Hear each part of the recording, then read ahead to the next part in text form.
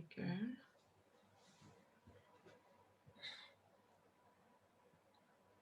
All right, good evening, everybody. Hello and welcome to SESA Sessions. We are here today looking at SESA Sessions, Me and My Body, which is a series of talks that I'll be hosting over the next few months, examining different areas of import to the Black woman over 35 and some of the areas of health and growth that we have to look after, and it would be helpful to get some really good information on. So I'll have a variety of expertise guests, some of them within, if it's a health issue, within the medical profession, but also some from people who have just spent a great deal of time examining how to help and heal themselves. Very much like the two amazing women I have joining me today, Asamani, who is, and we're so happy for her. She is right now in Ghana. She jumped on a plane and left us. And then Alice Aggrey Orleans, who will be touching base with very, very shortly.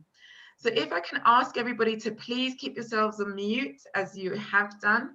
If not, I may mute you, but please do make great deal of use of the chat area. If you have any comments, any questions, any feedback, any experiences you want to share, please put them in the chat area. If there are any questions that you would like to ask, but would like to do so anonymously, I've just put my name into the chat area, Alvina. Please just send me a direct message, or you can direct message any of the speakers, and then we'll be able to look at your question. But actually, it's probably better to just direct them to me, and then I can direct them to the guests. We will have the structure will be talking with Alice, and then a joint open discussion, and then talking with Cami. So today is hello Edna, lovely to see you. Today, hello, hi dear. Hi. We are celebrating or recognizing Fibroids Awareness Month this month. And we're doing so in white because that is the official colors for Awareness Month. So that is why we are also beautifully coordinated on your panel this evening. And it just was, for myself, my connection, understanding of fibroids has very much come from family and friends' experience around me. It was interesting, but in some ways not surprising to find out that fibroids impacts Black women over the age of 35, 60% more than white women. And those figures only reflect those women who know that they have fibroids and have gone to be diagnosed. Because it's not always that you have symptoms until something happens. I had a cousin who found out she had fibroids when giving birth, and it had complicated that. Friends who, when trying to become pregnant, and these are some of the side effects. We'll be talking with those who have a great deal more knowledge than I about some of these things, about some of their experiences with the Western with the traditional, if you like, or Western medical environment, and then also what the holistic route has also provided to them, because you don't generally get very much information, so I've been told, in terms of alternative ways of looking after yourself when you go to see a doctor. But I'm gonna speak less and invite Alice. So I'm also going, invite Alice to join me, unmute, and say hello and good evening to everybody. Hello, everyone. It's so nice to see so many people. Good evening, ladies. And if there are any gentlemen, good evening. It's nice to be here. Thanks for inviting me, Alvina. It's an honor. No, thank you. I mean, I've known Alice for a very long time. And in that time, she has just been a mine of information about how to look after myself generally. And then how she has been looking after herself when it comes to fibroids. And Alice is a chef. She makes the most amazingly delicious, amazing food. She just crafts magic out of, be it African foods, vegan, Western, name it. My own personal favorite is cake. And many a birthday she has graced me with a lactose-free, gluten-free cake, and it has actually tasted good.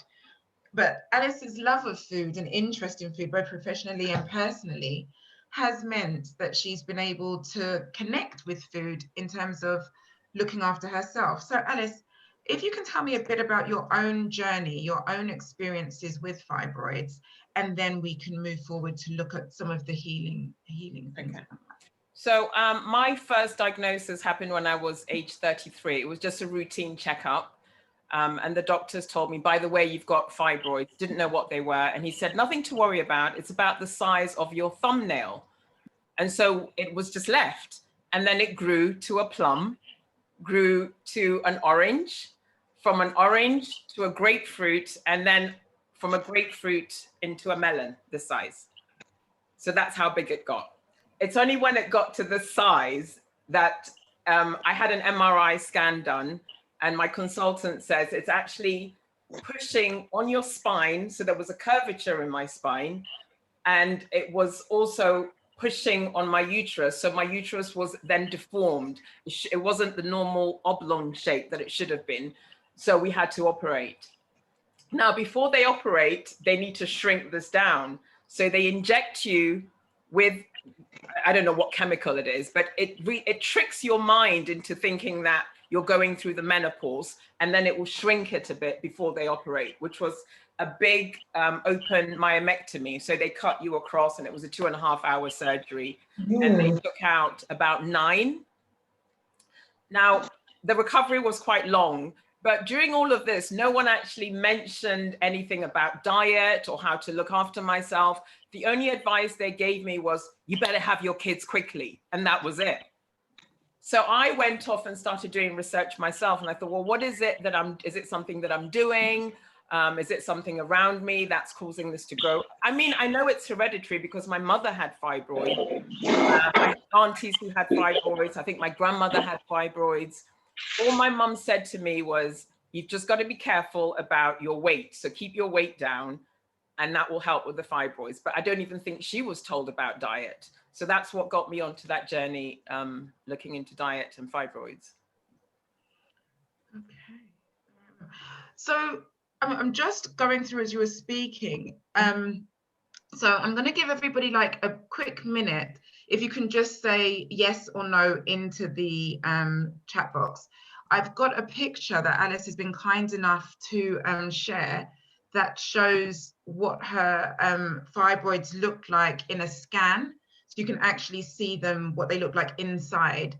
Are people okay with me showing this image, or would you prefer not? So just put a quick yes or no into the chat box so I can see what people's, okay. I'm going to go with the majority. So you've got about 10 more seconds, and then I'm going to go with the majority who are saying, yes, please show the image. Okay. So here we are. Let me see if I can make that bigger. There we go. Can everybody see those? So Alice, do you want to talk to that? Yeah. So this was actually what they took out of me. So this is a collection. I think there's about 9 there. 1, 2, 3. Yeah. So together it's 9. So this is a picture after the surgery.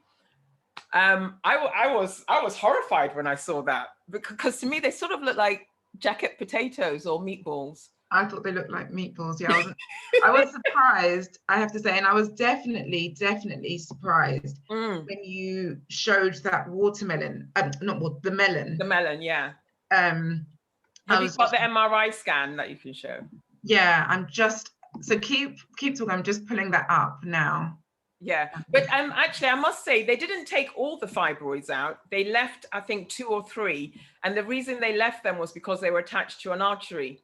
And obviously you can't cut anything that's attached to an artery, because I would have bled to death.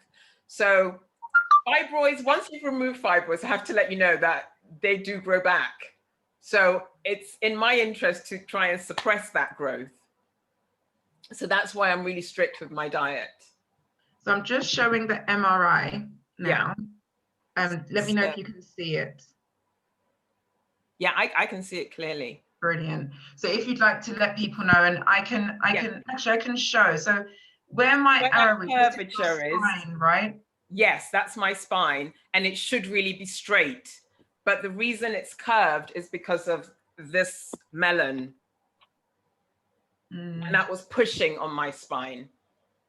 And it was actually pressing on other organs, so it had to come out. So the biggest one was the size of a melon, and then there are further small ones around on the outside wall of the uterus. Oh, I mean, it's absolutely. Yeah. I just can't even imagine it.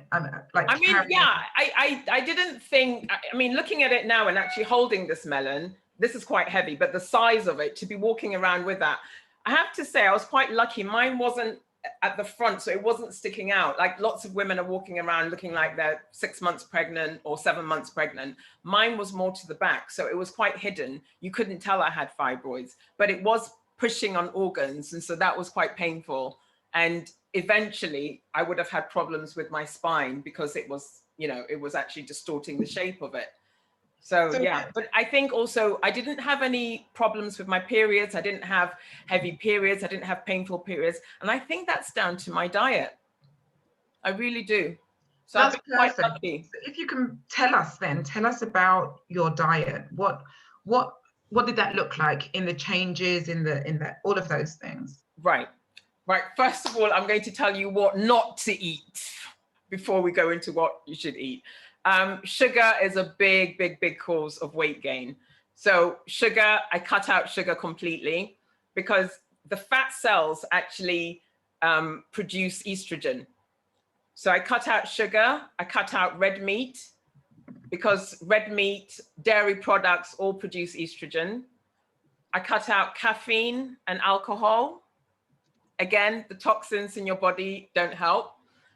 And actually because I thought soya products were healthy, I was eating quite a lot of, I was drinking soya milk, soya yogurt, and then I did some more research and actually found out that soya products mimic estrogen in your body. So I had to cut out soya products. So where did you do the research? Where did you get this information? Well, I have a homeopath that I go to and a naturopath, and then I do a lot of reading as well.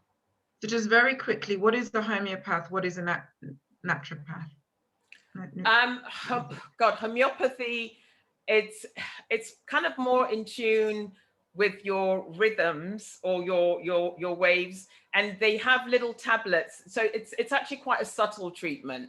They have little tablets which they give you to put under your tongue, which are coated with sugar. But homeopathy is something that happens over a period of months. It's not a quick fix. Okay. Naturopaths, oh, that's a bit more complicated. Okay, we'll find the links and share. So go ahead. Yeah, so I cut out the soya products. So I went vegan, and yeah, no alcohol, no sugar, which was hard at first, but I had to keep it up for my health. So that's what I'm doing. So I don't do any of those. Okay. Yeah.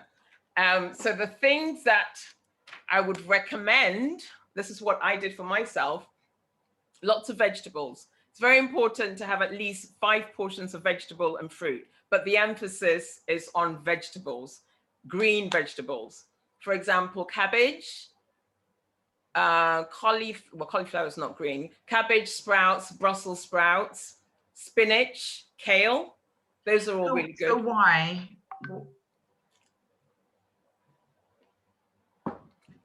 These help remove toxins from your body.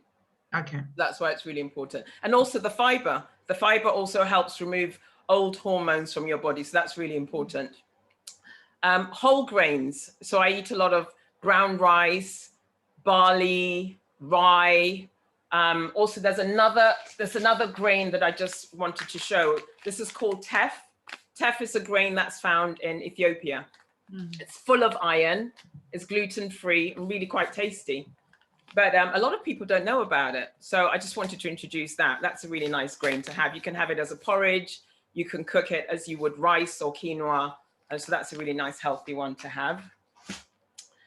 Also, it's really important, the fats that we're having. So it's important to have good fats, i.e. not the saturated fats, cold pressed oils like olive oil, cold press, coconut oil, cold press, avocado oil. Those are good.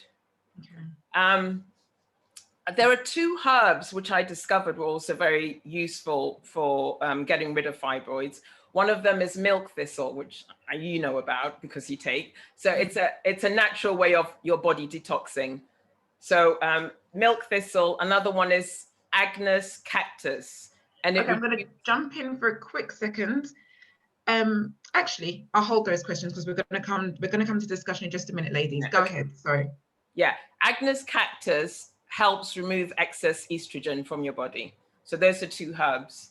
Agnus cactus and milk thistle. And milk thistle. Yeah, Brilliant. you can get them from good health food shops. Okay. And this is not a food related one, but exercise is key.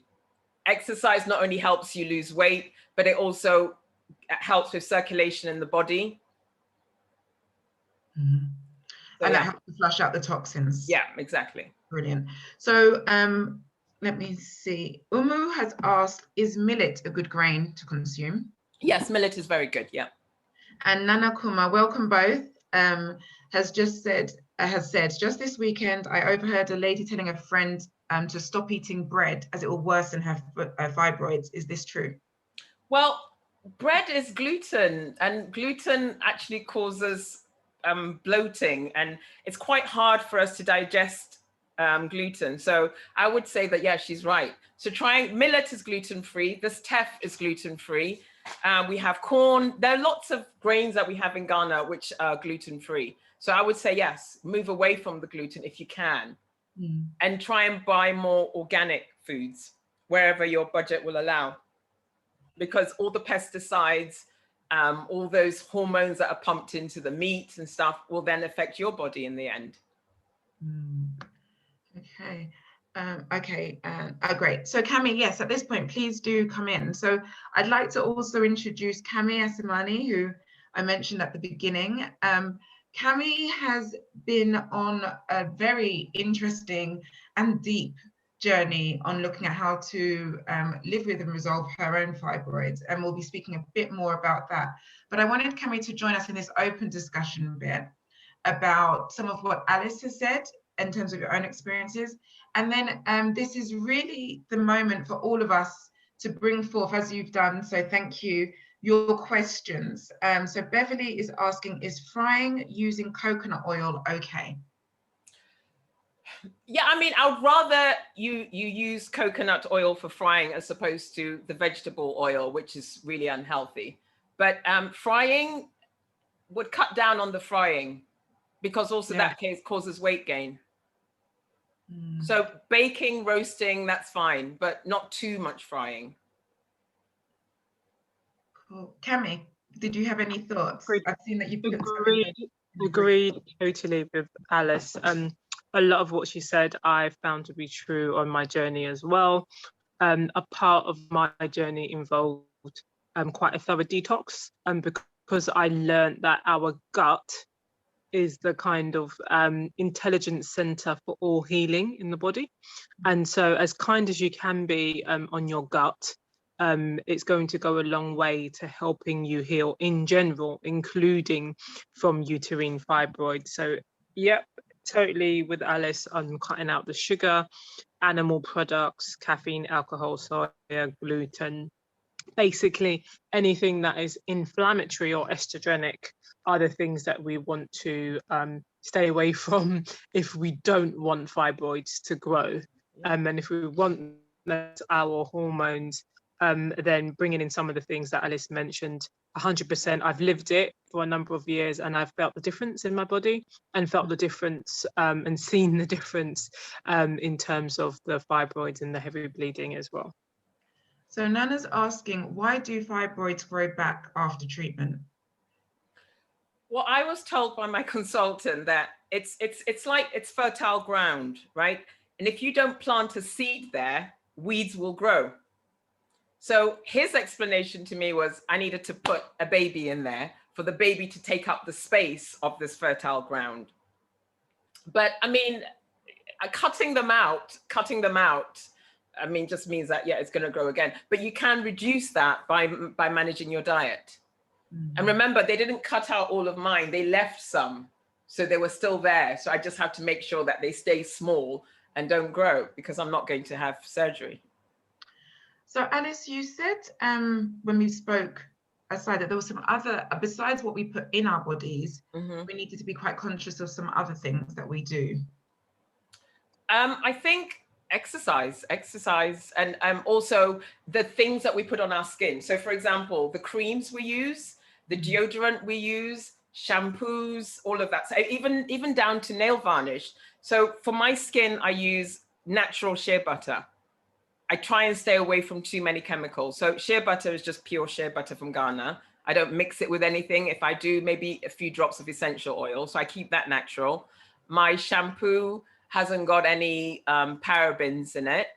My deodorant is 100% natural, no aluminium, because all these things just go into your body and it's just feeding the hormones. All these toxins are going into your body, even down to what we're cooking with.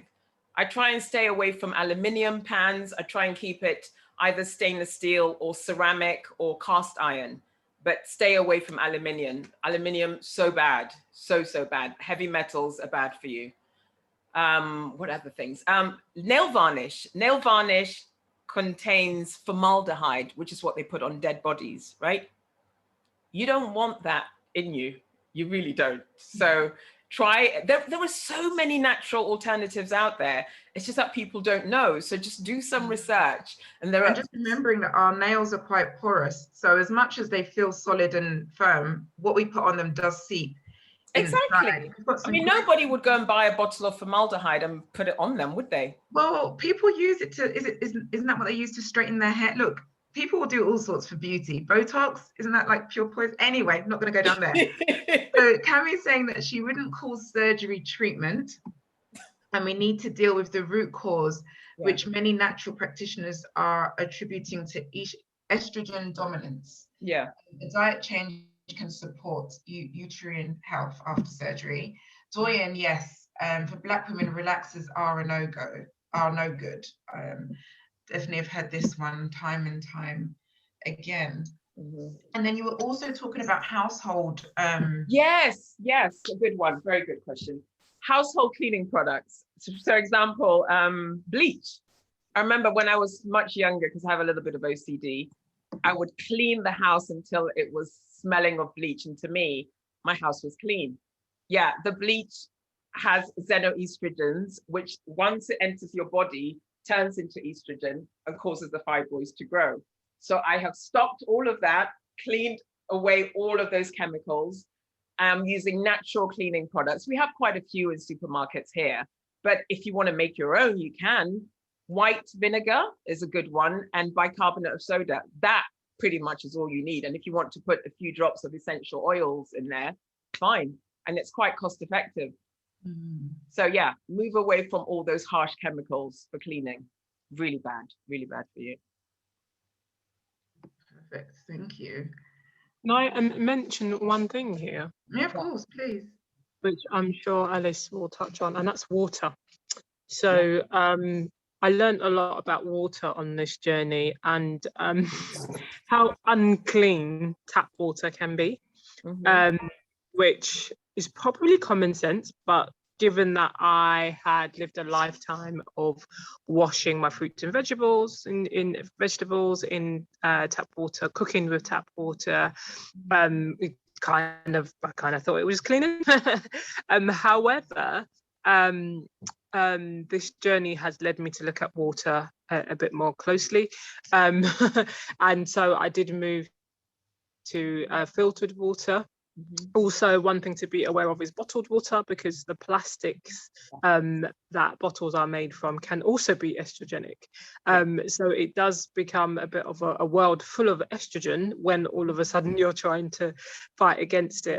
But the kind of sediments that are in tap water are also not the best for our guts and our bodies, because we're reintroducing toxins essentially. So I invested in a oh my gosh, the name of it's literally just jumped out of my head. Apologies. Is it like a filter or anemic. It's not a filter. It's I'll put it in the chat when I remember, but it actually it cleans water completely chemically. It's called. You can buy water like that, but it's I think it's more cost effective to do at home. A distiller. Oh, okay. Yeah, well, that's what I have. I have a distiller as well. Yeah, there's a huge debate about distilled water because it removes good and bad minerals and stuff. However, I think, why would you drink water with dirt in it to get anything good out of it? That's my concept. If anything, I prefer to reintroduce the minerals that are that's exactly what I do, because distilled water is pure water. That's it. Yeah, pure. So that's we invested in one. Okay, so boiling your water isn't enough. No, because clear doesn't mean clean. And some toxins in water need to be removed by distillation. Or chemically removed. You can't boil them out. The boiling water temperature won't remove them. It doesn't, no. Okay, so coming back a little bit to journeys, Alice, let me see, fasting is also good. Okay, Doyen's saying that fasting is also very good, great hormone regulator. Yeah. Thanks, Doyen. How did you find it talking to family, friends, getting advice in that early stage? As you said, you found out at 33. So and you knew nothing of what it is and what it does. I think I was about the same age when I first started to hear about it with friends and so on. I had no clue what that was. Well, it was only really when I went for surgery and people knew I was going to have this operation because of the fibroids, and that's when I started finding out that other people had been suffering with it. But I had a friend in America who had a fibroid the size of a watermelon. Wow. So that's double the size. So she told me about her journey. But in London, I hadn't come across that many people who were suffering until I had my surgery. And they said, oh, by the way, I've gone through this, and But a lot of the research that I did off my own back, really. Okay. Yeah. But yourself, like in dealing with or coming to terms, I suppose is a better way of saying, rather than dealing with it. I think the hardest part, because I said I was quite lucky. I didn't have painful periods, and it wasn't really bothering me. It was just where it was, it had to come out. And the recovery time was quite long. So that part was difficult. But on the whole, the journey hasn't been that painful for me. Okay. So I've been quite lucky, because I have another friend who is hospitalized every month due to her heavy periods. So mine was nowhere as bad as hers. I mean, I've had 9 fibroids taken out. I know people who've had 32 taken out. So yeah, in comparison, yeah. Okay, and I'm just going to share some vitamins that you mentioned, or rather that you. So please talk through these with us. Right. So I was told that papaya enzyme is good at breaking down the fibroid. SERA enzymes as well. Bromelain is found in pineapple. You know, the core of the pineapple. That's where you get bromelain from. So you don't have to take the tablet. You can actually chew on that and suck the juice from the middle, the core, the fibrous part. Red clover. The jury's out on that, because I was taking red clover thinking it was good for me, but I was doing some research last week, and they're saying maybe you should be careful with that, because it can actually mimic estrogen once it's in your body. Okay. I get it in tea form, so you can have it in a tablet or have it in tea form, but I think maybe in moderation, so not so much of the red clover. Yeah. Okay, so definitely it seems, looking at the things that we're eating, you can find ways to at least help. So I mean, pineapple, that's definitely not a hard one to be consuming. No. I did want to ask about broccoli. I've heard that there's quite a degree of estrogen in broccoli. No, I I haven't read that. Normally they're saying broccoli is good. Actually a doctor. I was with a friend who had cysts in her breasts, and the doctor told her to avoid broccoli. Really? Yeah. No, I was told it's good. It's good fiber for getting rid of stuff, getting rid of toxins. It's like a scrubbing brush, so it actually moves things. Once you eat it, it just pushes things out. Okay. Toxins, everything. So I've been fine with broccoli. Okay, but good. Different people. Different people, exactly.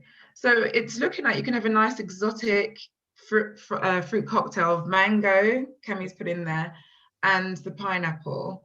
She's in the perfect place for that. And so then learning how to cook with these foods, learning how to bring these things into your diet and adjust the diets that we're used to.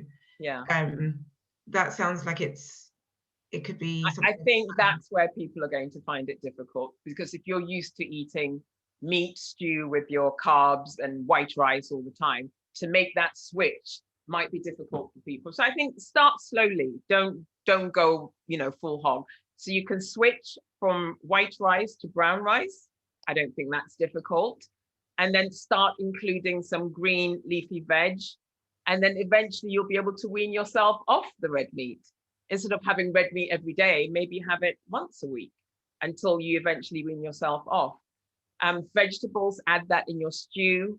It's also good to try and have some raw vegetables. I don't know if everyone's a big fan of, but yeah, some raw leafy green vegetables, important. If you can incorporate it into your meals. Yeah. Brilliant. Thank you so much. Do we have any questions for Alice? Alice is with us for about another 5 or so minutes. So if you have any questions, anything you wanted to run by Alice, now is your time. Okay. Well, Alice, if you could stay with us just for a few more minutes and keep an eye on the chat box. I can, yeah. And then Cammy, are you there? Hello. Hi. Yes, I can hear you. Oh, hi, Emma. Yes. So, hi. Sorry. I just saw Nana Kuma's question from above. She asked, can fibroids be prevented? Oh, okay. I missed that one. Thank you. So ladies, can fibroids be prevented? Yes, that's a tough question, because some people have said that it's hereditary as well. Because when I was diagnosed with mine at age 33, the question was, does your mum have fibroids? And I said, yeah. So where did it come from? Maybe mine is hereditary, maybe it's to do with our diet. Why is it that Black women are disproportionately affected by fibroids as opposed to our white counterparts? The answer I've come upon is that women of African heritage, we break down estrogen differently to others. And I think I'm not a doctor, so I can't say I've tested or proven that. However, I have seen that in general, people of African heritage can have a different response to different things. So we're more lactose intolerant than other people, ethnic people are in general. And as we know, there are particular health conditions, usually linked to inflammation, that we suffer from more than others. So it kind of makes sense that it's possible that there's a link to our heritage and the way we respond to different foods. Also, there are lots of theories out there. Some of them are wild, and some of us will be attracted to some more than others. But there are foods that were introduced to our diets with migration, with slavery, with living away from where African people were originally placed on Earth or originally found on Earth.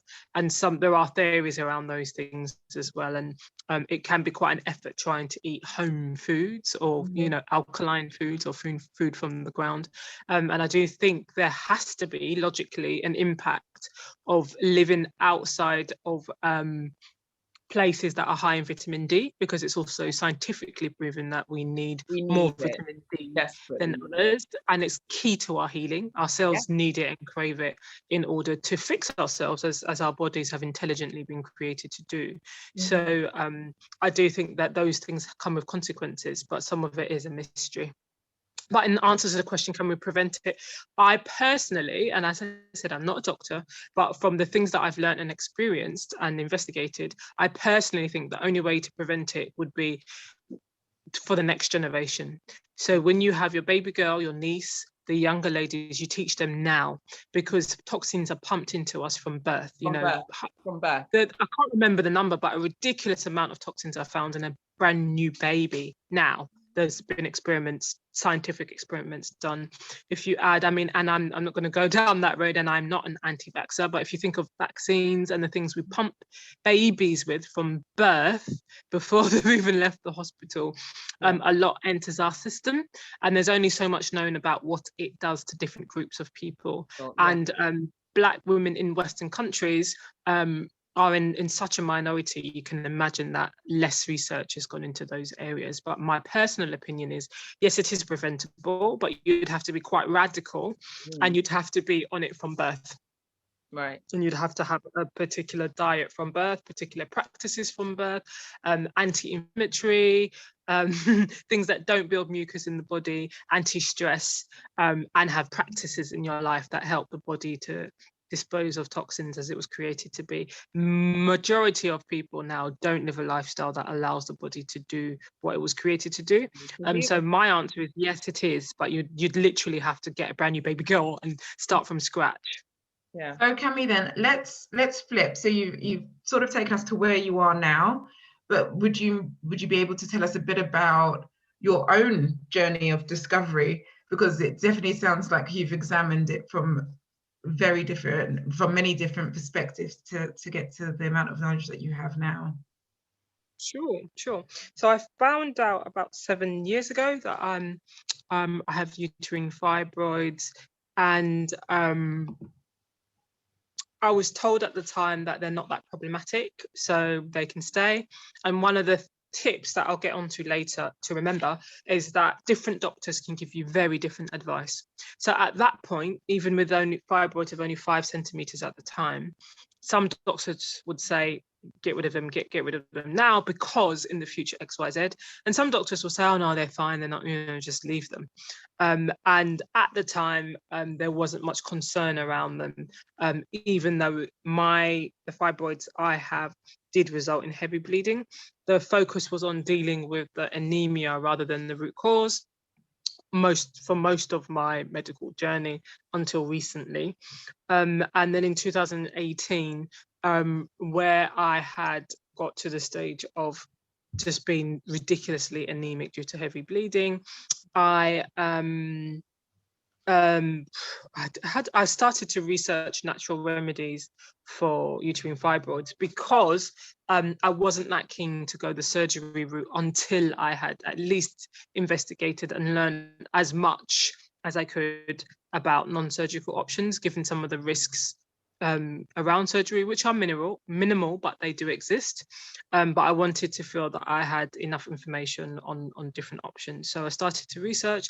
I came across a group called Hope Beyond Fibroids, mainly based in America, but did include 2 endocrinologists, 2 Black men who are from the UK, who have studied, hormones at cell level in Black women for many years, and had a clinic where they found that nearly every Black woman they came across was ill with one form of uterine disease or another. So uterine fibroids is one, endometriosis or PCOS are other common uterine diseases that all link to some form of inflammation or estrogen dominance. And so this program supported me hugely. It's led by a lady called Jessie Thompson, who is on social media and very vocal about women's health, because she has endured 10 surgeries to deal with the issue. I think she had some surgeries and then needed some corrective surgeries, and because of the after effect of surgeries. and then launched a program to support women all over the world. And the start of this program involved a 30-day detox, which didn't involve any cooked food. So for 30 days, I ate fruits and smoothies. It was absolutely phenomenal. I was so sick that I had a lot of discipline at the time because I knew that I had to basically save my life. Things were that bad in terms of the level of anemia that I had, and I had to be conscious of my heart and having longevity and a quality of life. So I had the motivation to just do what I was told, basically. So I signed up to this program, did 30-day detox, which involved herbs, which help to balance your hormones and remove and shrink fibroids, as well as detox the body thoroughly. So you're cleaning all the natural filters in the body so that they can be strengthened to do the job that they're basically made to do. Of a hat, I stopped eating all animal products. I must say that I stopped eating red meat at the age of 10 anyway. So I was someone who only ate chicken and fish, but the program still turned me around completely because I swapped out the oils that I ate. I stopped eating animal products and lots of white foods and lots of estrogenic foods. So there's lots of foods in the cultures. I think many of the ladies on this call come from African and Caribbean backgrounds where we like yam, for example. Yam is so estrogenic. And I wouldn't necessarily have known that that was something to avoid whilst dealing with fibroids, because of course the estrogen dominance was feeding the fibroids. Soya products, again, will feed the fibroids. And then things that are promoted for women's health, some of them are high in estrogen, which can be good for some conditions, but not necessarily if you're fighting uterine fibroids. So I basically made lots of changes. It did result in me losing a ridiculous amount of weight. So I went from like a size 10 to like a size 6, 8, because you lose all the bad fat in your body. And so I had to build back up good fat, eating avocados and trying. It did take me, I must admit, a good 2 years to build my weight back up, which was a challenge. But I was fitter and healthier, and I was bleeding less. And I will spare you the details, but the thing I really want to leave you with is that the detox resulted in the expulsion of fibroid tissue, in my case, which was a very dramatic event.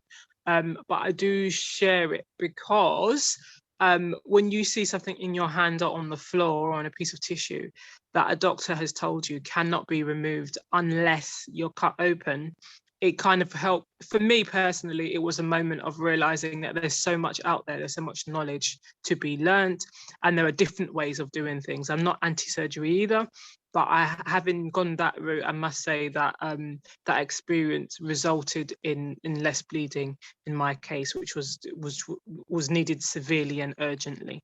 And then I continued with that lifestyle for about 3 years. I don't usually love the term vegan, but I would say plant-based, introducing as much fruits as possible, as organic as possible, the best quality water as possible, avoiding white rice and yam and bread and gluten and sugar and vegetable oils and yeast for as long as I could. I'm not perfect, but I tried my best in order to give my body a chance, and I must say it was absolutely worth it. My skin cleared up.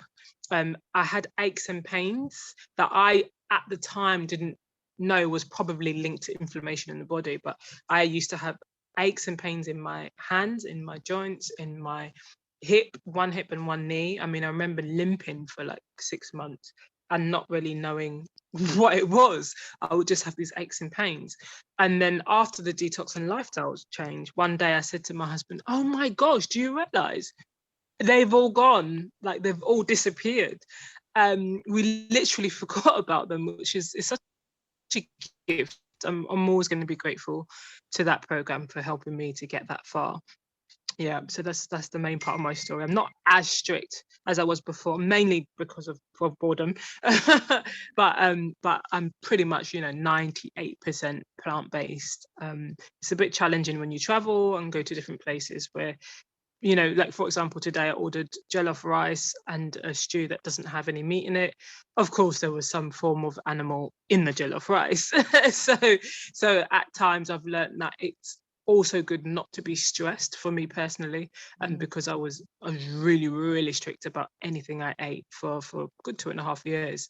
And recently I've relaxed a little, but once I'm in control of my diet, I try to be as anti-inflammatory as possible, just to help my body. Okay, so I've got 2 questions, then I'll come back to you, Cami. Does lactose products have negative effects on women's hormones? I can definitely answer that one. I'm lactose intolerant, and mine is definitely to the point where my hormone levels go completely all over the place. I actually have mental health type symptoms, like I'll go into depressions, have very erratic mood swings, and when I stop taking lactose, all of that calms down. So I know it definitely does have an effect in that regard. In terms of fibroids, Cami? Well, I'm not so sure which products have lactose in it, but if we're talking animal products, you know, like milk and stuff like that, Yeah. those are the things you want to avoid anyway, because Yeah. those are the mucus building inflammatory foods. And on a fibroid healing journey, at least a kind of holistic health approach, you're trying to reduce anything inflammatory, and pretty much all animal products are anyway. So that one will cancel that one out. And I know not, well, I don't know, from perhaps not from personal experience, but there's a question, and anybody could answer this question if they're comfortable. Has anyone had a hysterectomy, and what were the after effects from going through the procedure? Oh, and Philomena, you've just reminded me, I have a quick poll for people to respond to, because I wanted to find out exactly things like this. What are some of the other focus areas that people might want a session to be run on? So please, everybody, just click on as many of those as are of interest to you, just in like the next 10 seconds. I can't see your results. This is just between you and the polling thing on the screen. So please go ahead and yep, there we go. We've got started. Thank you. Thank you, thank you, thank you. Ladies, Alice, Cami, feel free to put your thoughts in there as well. It would be great to know. And if you do have an other, please put that in the chat box. All the different suggestions are very welcome. So yes, do you know anything about that? Oh, okay, Cami's put something into the group. Do you know anything about that, Cami, that you could give a little insight into? So I just posted a link to Coach Jessie's profile, just because I mentioned her. And the question you just asked, Alvina, is that about hysterectomy? That's correct, yeah. Yep. So I know little about it, but I have I know 2 women who have, well, more than 2, but 2 very intimately, who, you know, share information about it, who have had it. And my understanding is limited, but my understanding is that essentially the uterus has a key role to play in the body, like every other organ. So we associate it with, you know, reproducing and giving children to the world. But the uterus has a key hormone balancing and other types of roles that it's supposed to play. So speaking to a woman who's had a full hysterectomy while she was quite young, what I learned from her is that she had to have hormone replacements. And so the reason why I mention this is because some doctors prescribe a hysterectomy as though it's a solution to really bad uterine fibroids. And the reason why research is really important is so that you go in and make your decision fully informed, not to suggest any kind of foul play, but you know, I do personally feel like doctors play down some of the lifelong impact of some of these major surgeries. It's a major surgery, and it would be worth looking into what it would mean for your body, especially if someone would remove their uterus before the natural menopause. What would it mean for your body? What functions can or or won't be performed. Of course, thousands of people do it every year, millions probably, and are fine. However, I'm really conscious of minority groups who tend to come out differently for some reason, and don't show in the statistics. So one of the things I am aware of is how much hormones can be thrown out of whack by a full hysterectomy. And so it's worth looking into that and seeing what you can do before or after or otherwise to help with the problems. I understand that it's almost the go-to for treating or responding to fibroids in America. So it is quite problematic. And Black women are overrepresented. And the reason of uterine fibroids is also highly represented in the figure of full hysterectomies. I have another question for you, just to share the results with you all. Thank you. I'll just pop that there for a few minutes. If there were any other suggestions that you just thought of, please put them into the chat, because I do keep the chat and I can refer back to what you've suggested. So please do pop that in there. So Cami, you mentioned your husband, and Alice had mentioned men and wanting to get them in the conversation. Just very quickly, what do you feel, or how do you feel your husband was able to understand or not understand the experience? And I don't know if it's in one of your things that you had a few suggestions of things that would have been helpful to know. So please feel free to combine your. Thanks a lot. So I'll start with that, and then I'll go through just a few points of things to consider that I noted down. So in terms of men, every man is different, every human is different. For my husband personally, he's quite he grew up with a number of sisters and a fantastic powerhouse mother, but is quite doody, quite a blokey male kind of guy. For example, when we just got married and he helped me wash my hair for the first time, he was like, "Oh, your hair is a different format in the front and the back." I was like, "My sweetheart, the word is texture." So as an example, he's just a doody kind of guy. And one of the things that really amazed me, because he was absolutely brilliant and is the whole way through, what really amazed me is how his approach is so different to mine. So he's very good with records and responds well to records and responds well to quantities. So what I found is the first time I was on like a group call speaking about this type of thing, and women were talking in quantities in terms of how often do they need to change sanitary towels. So because he lives with me and I'm the closest woman to him, and I don't believe he lived with a woman other than family members before and lived with, there's a lot that he just wouldn't know in women's world. So some things that I'm going through could seem normal to him. So what was really interesting was where women were saying, "Oh, I have to change it every half an hour, every 2 hours, every 3 hours, every 3.5 hours." And I was like, half hour. And then that I realized something like clicked in his brain when he had something quantifiable. And I was like, "Oh, right, man's brain, you don't live this, you don't experience this, you never have to go through this," even though he's right by me. One of the things I learned helped him to engage is being able to understand what a sense of normal is. Because we're women and many of us have had periods from a very young age, we can tell when something's different, or with our own bodies, because as we discussed earlier, not everyone has that symptom specifically of heavy periods. But tip one I found was just remembering how men think and learning how your man thinks to help them to be engaged. And that whole quantity thing really helps. Record keeping I found really helps. So I might come out of a consultation and be like, blah, blah, blah, blah, blah, blah, blah. This is what also said, but he will actually keep notes and then go back to the notes. So it's not in his head, it's in the notes.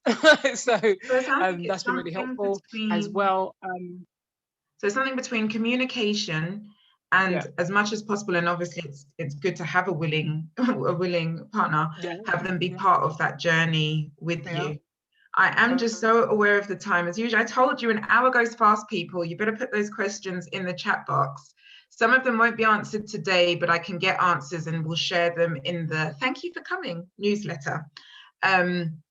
So thank you so much, Cami, for sharing that, because I think it's very important to try, especially if you've got a partner who will be experiencing it with you, whether they are involved or not, just to bring them in as much as possible. We were even talking about and thinking about seeing if there's a way to do some sort of session for men who live with women who have different conditions and just understanding them. My friend is pregnant and her partner was all very excited about having a baby, but just can't seem to get his head around the realities of what it is to be pregnant, the fact that she's tired, the fact that she's irritable. It doesn't quite click. So yeah, there's those things are also interesting, because if they can't support you, then it's extra stress and strain for you. So just thinking about that. Question, what is the best milk to drink, i.e. oat milk? Yeah, sorry, I was just responding to that. So oat obviously has gluten in it. I've never seen a gluten-free oat milk. And so that would be something to avoid. Unfortunately, in terms of non-dairy or non-animal milk, oat is one of the best simulations of animal milk because it's really thick and creamy, but it will have gluten in it. So be conscious of that. I quite like coconut milk. In the UK, I found it very difficult to find a high quality pouring coconut milk. So I can find 100% coconut milk that's organic in a can, which isn't great because of aluminium, but that's a very different type of milk to pouring milk. So if you mean like you're cooking a curry, there's lots of places to get really good quality coconut milk in a can. But I find that I found it really difficult to find a really good pouring milk. There are some good almond and other nut options. I think almond is one of the things to avoid if you are anemic. So it kind of depends on your personal situation as well and what you want it for. But I'm considering trying to water down canned organic coconut milk and see what happens then.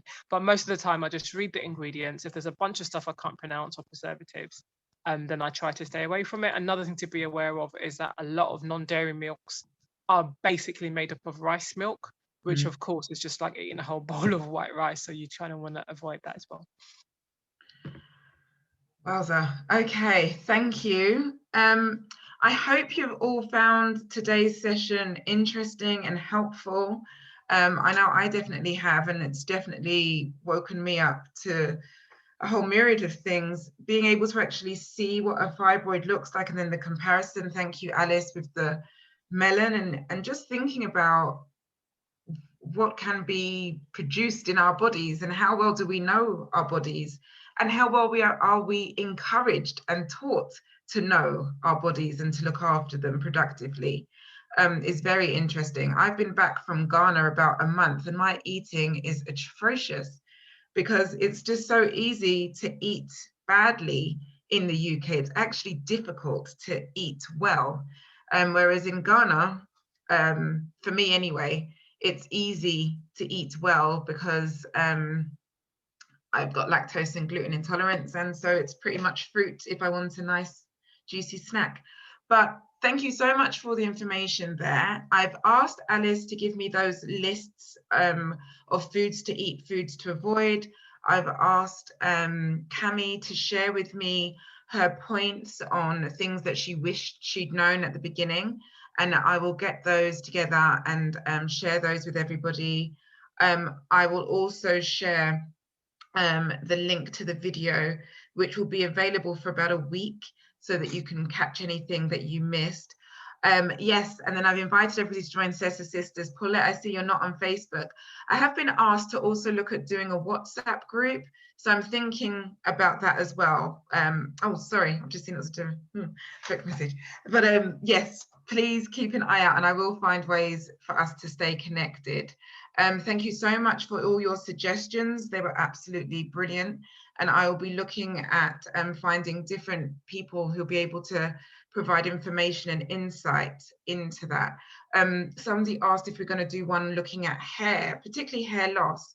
But interestingly, a friend found out that she had fibroids because her hairdresser detected that as much as she was looking after her hair, it kept breaking. And it was because she didn't have enough iron, which led her to do an iron test and to go and get checked. And then they discovered that she had fibroids. So there's just so many different ways that we can find out about what's going on with our body. Yes, sorry, Faiza, did you want to say something? No, sorry, I'm okay. Okay, great. But yes, thank you all so very much. Particular huge thanks to Alice and Cami. Thank you so, so much for your time, for sharing your experiences and your expertise and knowledge over all these years of your own journeys of exploration and finding things that do work, don't work, and have something in between. And hopefully the insights have been good for everybody. So thank you again. Stay safe and have a very good evening and rest of your week. And look out for the next SESA session. Good night. Thank you all too. Thank you so much. Thank you, everyone. Thank you. Bye. Bye. So good to see you, Umu. It's been ages. Thank you. I know. Yes. And funny, I just got back from the UK. I'm back in Senegal. I got back a few days ago. So yeah. And you're so sad to have left her for some strange reason. Yes, I'm so sad. I'm so sad. Oh, so lovely to see you all, Bev. I've got people from so many different places. We've got Senegal, we've got Ghana, we've got the UK. Thank you all so much. Oh, okay. Oh, Christina, you keep throwing with me that CO. I keep thinking, who is that? Bye.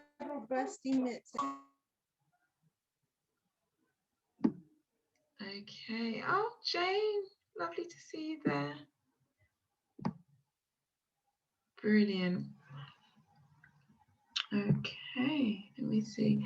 Cami, Alice, thank you so, so much. That was brilliant. Really, really. Oh, you're on mute, Alice. Oh, maybe it's because I muted you. Let me see. There we go. Oh no, you're still muted. Try and unmute yourself now. Yeah. There we go. Okay, cool. Auntie Alice, hey, is this Who's speaking? It's me. It's me. Who's me?